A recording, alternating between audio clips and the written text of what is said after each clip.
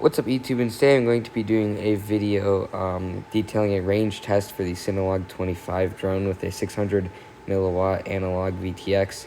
And in this case I have the FrSky XM Plus module for the control link, but I'm not going to be maxing that out. It's mainly going to be a video test.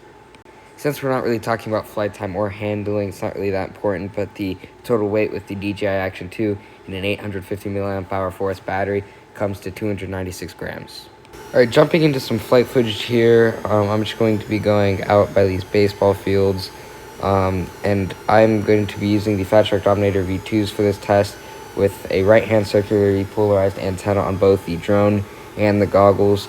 I am using a omnidirectional antenna because my goggles only support one, and if I'm flying around myself, I kind of need that. And here you can see the video starts to break up a little bit, so I start to head back. If you did have multiple antennas, it would be better to use more directionally faced ones or patch antennas to point them at where you're going. Like that's what I would usually do with my HD0VRX, but since this module only supports one antenna, I have chosen a omnidirectional one for this test.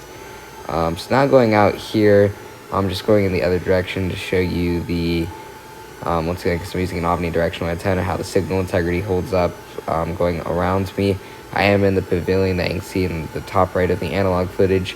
Also, this footage was captured using the external cameras. The main footage you see, that looks good, that's in 4K.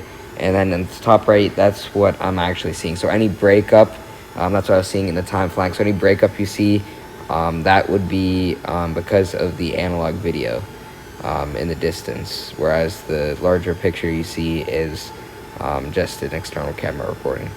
Alright, so as you can see, as I get out here, the signal is going pretty good. It's probably going to start breaking up soon. As you can see, there's a little bit, but it seems to be doing pretty good, actually.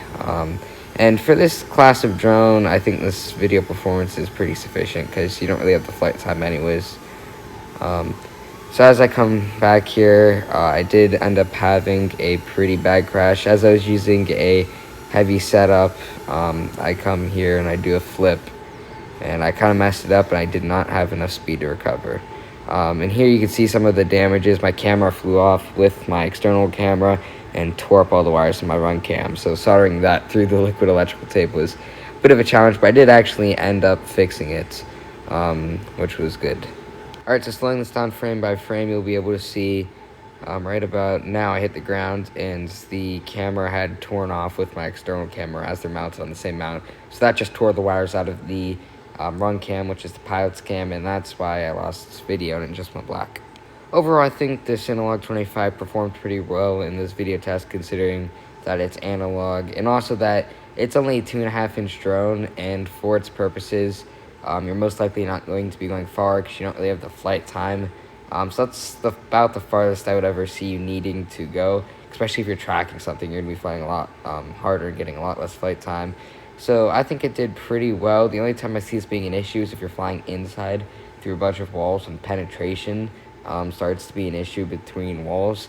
That could be an issue. But overall, I think 600 milliwatts, it did well here. I don't really have too many complaints.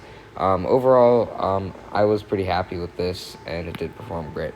So if you like this type of content, please consider liking and subscribing and maybe leaving a comment. It really helps the channel out, and I'll see you guys in the next one.